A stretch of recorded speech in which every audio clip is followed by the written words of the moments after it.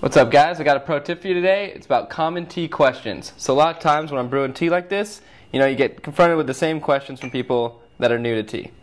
So I'm just heating up the Gaiwan right here, and one of the most common ones you get asked is, why the small cups? I mean, this is a pretty small cup, but even this cup, which is pretty big for the style, the way we brew, is very, very small from what people are used to in consuming hot beverages.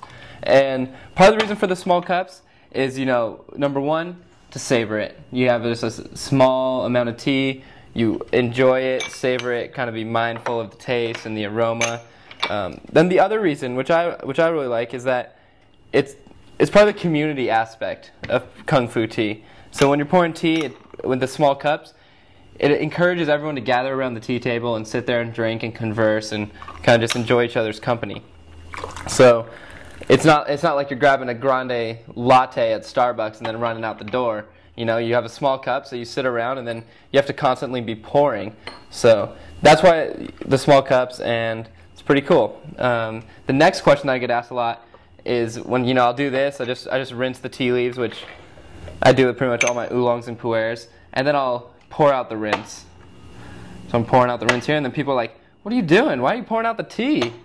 And it's really simple. It's good you want to rinse the leaves, number one, just to heat them up, open up the leaves, and then you also want to get the cups warm and the pouring vessel warm. So it's part of just getting all your teaware nice and hot.